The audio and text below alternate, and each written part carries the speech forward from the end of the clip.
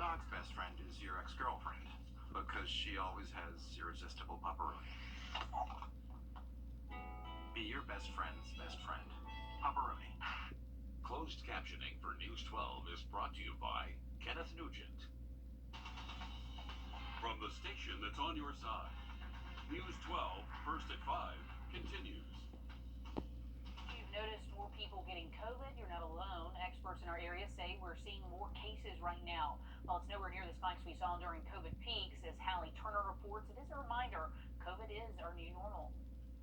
Recently, there has been a spike in COVID cases here in Augusta. Today, I'm at Augusta University's Help COVID Testing Center, where they have been partnering with the Georgia Department of Public Health to offer free COVID testing Monday through Friday, 8 a.m. to 2 p.m. Earlier this week, I spoke with Dr. Cool from Augusta University on the information to what he's seeing at the hospital. So we're dealing with a fairly significantly different disease than what we were dealing with in 2020. One cannot just look at the numbers of cases for a variety of reasons. Coming up on News 12 at 6, we'll hear more from Dr. Cool about the severity to this COVID spike, as he currently has 19 in-house COVID patients, 4 of which are in the ICU. All right, thanks for that, Hallie. And due to that recent spike in COVID positivity rate in the Augusta area, AU Health is changing its visitation policy to help stop the spread. Starting tomorrow morning, visitors to any AU Health facility will be required to wear a face mask again while you're in the building. You got to follow those proper hygiene guidelines. No visitors will be allowed to see patients who have COVID. Waiting rooms will stay open. There will be physical distancing in place. AU Health says these visitation changes are subject to change when it's safe to do so. Taking a look outside, hot. Storms, but on Thursday we have put out a first alert. We'll have more on that in the full forecast in just about 10 minutes. This is the man accused of stabbing 3 people, including a 3-year-old girl in Grovetown. Philip Marshall is also accused of stabbing the child's mother and her grandmother. An ambulance took all 3 to the hospital. It happened early yesterday morning on Fisk Street. Grovetown police say Marshall was under the influence of some type of drug. They say he's charged with 3 counts of aggravated assault. He's also facing drug trafficking and possession charges. We know Marshall did know the family, but we're not sure to what extent or why he may have wanted to hurt them. South Carolina Senator Lindsey Graham has been subpoenaed by the Fulton County Special Grand Jury. The jury's investigating potential interference in Georgia's 2020 elections. Former President Donald Trump's personal lawyer, Rudy Giuliani, has also been summoned. These subpoenas are the closest jurors have gotten to the inner circle of the former president. Cases of the monkeypox virus are steadily rising here in the U.S. Health officials pushing for more access to testing and vaccines. The federal government is sending more of both to states with higher case rates. More than 350 cases so far confirmed in the U.S., but experts don't really think it's time to hit the panic button. I think it would be risky to classify it as low, medium, or high. Given the numbers, I would not say right now at this particular point that it is a, quote, high risk. But the numbers may increase, which means we just got to be careful and pay attention. Right now, there are 11 cases of monkeypox in the state of Georgia. South Carolina has not reported any cases yet. Airports across the country are recovering from a busy holiday weekend, with U.S. airlines seeing more than 1,500 cancellations and almost 18,000 delays. Flight schedules are starting to get back to normal as the holiday weekend is finally in the rear view. This morning, Hartsville-Jackson saw a lot fewer delays, 16 delays and 3 cancellations. But during the holiday weekend, stress. Passengers reported Delta went to pretty great lengths to keep customers happy. In one case, throwing passengers a pizza party, and another offering up to $10,000 for passengers just to change their flight. Bloodshed interrupts a holiday parade this weekend in Highland Park, Illinois. Just one of many shootings, large and small, happening nationwide as Americans gathered to celebrate the 4th of July. Susan McGinnis has the latest from Capitol Hill. A weekend of celebration replaced by gunfire, turning Highland Park, Illinois into another mass shooting site. A rooftop gunman firing into a parade, leaving 7 dead, dozens injured, and countless more asking why. How did somebody become this angry, this hateful, to then take it out on innocent people who literally were just having a family day out? Highland Park, the highest profile shooting amid a weekend filled with gun violence. 2 police officers shot in Philadelphia. In Indiana, 2 children and a man shot at a holiday cookout. In Arizona, 2 dead among 5 shot at a family gathering. Whether the death toll is small or large, the shootings keep mounting. More than 300 mass shootings identified just this year, approaching a record. But we got a lot more work to do. We got to get this under control. President Biden calling for more action days after signing new gun legislation. I voted for it. It's going to save lives, but it still doesn't get to the root of this issue. But few expect Congress to do more, leaving states taking action. 7 have raised the purchase age for assault rifles to 21, but Illinois, with some of the strictest gun laws in the U.S., including an assault weapons ban, still not enough to stop the Highland Park massacre. In Washington, Susan McGinnis, NBC News. Some clues left on social media include disturbing music videos, raised questions about whether this could have been stopped. 20 people died on the road across Georgia over the 4th of July weekend. That's according to the Georgia Department of Public Safety. An accident on I-95 near the Florida-Georgia line over the weekend killed 2 people and injured 12 more. That deadly accident shut down I-95, causing hours of traffic backups. There's a makeshift memorial now at the site of that crash. Using data from the U.S. Census, Stacker made a list of counties with the most veterans in South Carolina. Those counties are ranked by the highest percentage of residents that are veterans. Charleston County has the lowest percentage, just 9.1% of their population are veterans. Berkeley County has the highest, 13.5%. Richland County has the most veterans with more than 30,000. But taking a look at our local counties, Aiken County at number 9, McCormick at number 4, and Edgefield County coming in at number 16. Today, President Biden presented the Medal of Honor, the most prestigious decoration in the U.S. military, to 4 Vietnam War veterans for their bravery. They stood in the way of danger, risked everything, literally everything, to defend our nation and our values.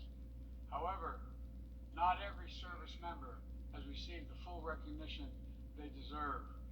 Today, we're setting the record straight. We're upgrading the awards of 4 soldiers who performed acts of incredible heroism during the Vietnam conflict. One veteran, Staff Sergeant Kaneshiro, received his medal posthumously. His son accepted it on his behalf. The award ceremony comes a week after the last surviving World War II Medal of Honor recipient died at the age of 98. Tomorrow, part of South Carolina Highway 10 will be dedicated in honor of Captain June R. Jones' commitment to service to McCormick County and the entire state of South Carolina. That ceremony will be at 11 in the morning at the New Hope Missionary Baptist Church on Old New Hope Road. The Tunnel of Towers Foundation honoring a fallen officer by paying off the mortgage for his family's home. Henry County Officer Paraman Desai was killed in the line of duty last November while he was responding to a domestic call. His sister Divya says the community support has really helped her through this grieving process. There's still good left in this world. You know, that's what it shows. The Desai family is one of 22 families of fallen first responders in 16 states who've been helped by the Tunnel of Towers Foundation.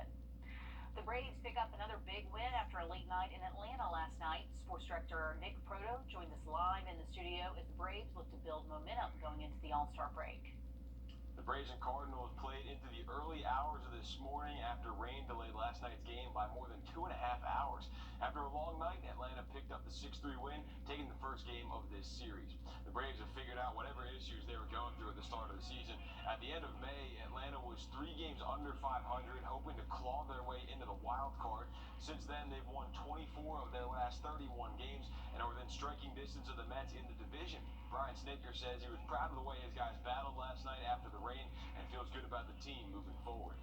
You know, they kind of pieced it together, and all of them did a great job. But no, I think we've come a long way from 2 months ago, obviously. And you know, it's good. I like kind of where we're at. I think we can still continue to get better, quite honestly.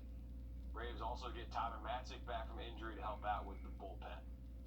Taking you to Warrenton, Georgia, where they're hoping to use some grilling to make a big splash in and out of the town. Why they're doing it next. And heading later into the week, we do have a first alert in effect on Thursday. We'll talk about the severe weather threat just after the break. A small town is hoping to... For a free insurance claim consultation, call Plus Disaster Restoration, 706-793-9080. A small town is hoping to generate some big buzz. On Saturday, there's a new event in Warrenton. It's centered around summer grilling. Our Wrdw went to see what an event like this could mean to the town. Warrenton's getting ready for a grill off. If it can be on a grill, bring it. I'll say we're going to have a judge portion, and there will be cash prizes and a people's choice. Scotty Glass is organizing the event. He says this weekend, Main Street will be lined with vendors and competitors. It brings people in and brings awareness to, as I like to kind of call it this, the county that the interstate killed. Glass says Warrenton used to thrive as a city on the road from Atlanta to Augusta, but now the interstate bypasses them. Business is closed, like the Knox Theater. So right now we're at a state of just trying to preserve it as much as we can to keep it from getting worse. Glass says this theater used to be a popular spot. He believes reopening it would be huge for Warrenton. The city's Main Street organization wants to make that happen, and Glass says events like this grill-off will help raise money for the theater and maybe put Warrenton back on the map, too. I want people to come to Warren County and see what the potential this area has. In Warrenton, Wrdw, on your side. Well, that was a great namesake going for it. I love the name of the town, but the grill off runs from 10 until 2 Saturday. If you want to compete, registration for that is open until the end of the day Friday, and we do have a link to register on our website.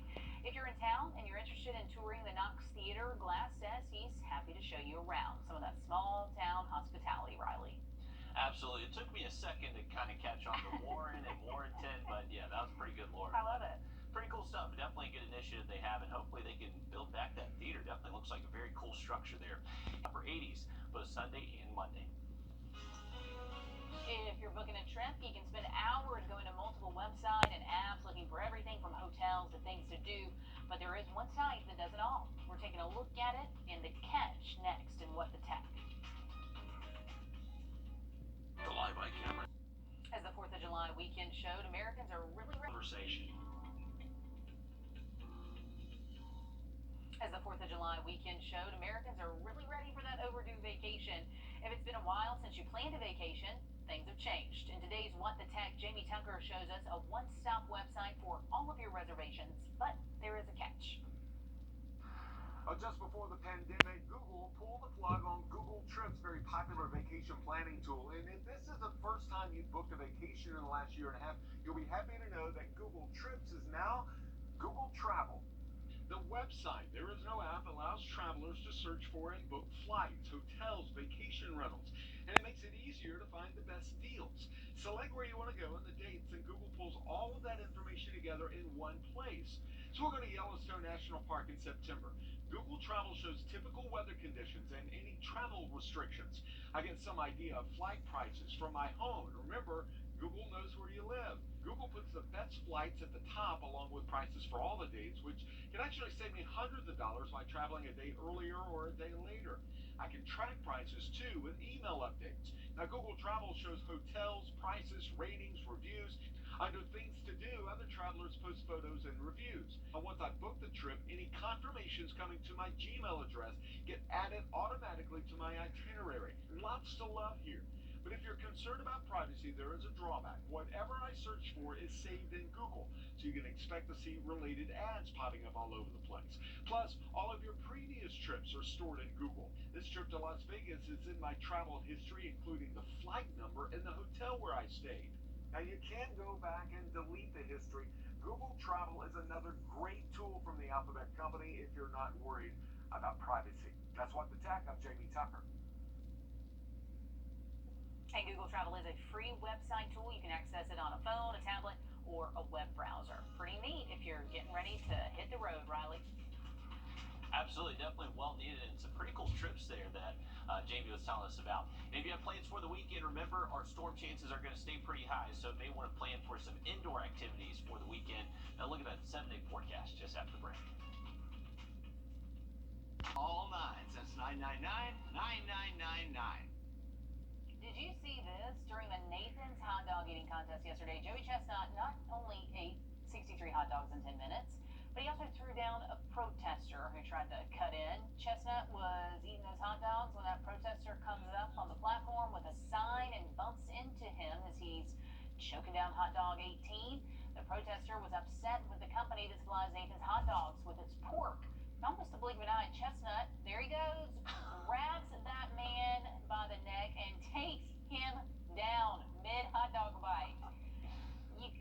This guy, Joey Chestnut, is an enigma. I mean, there will be monuments erected to this guy. I mean, it's wild.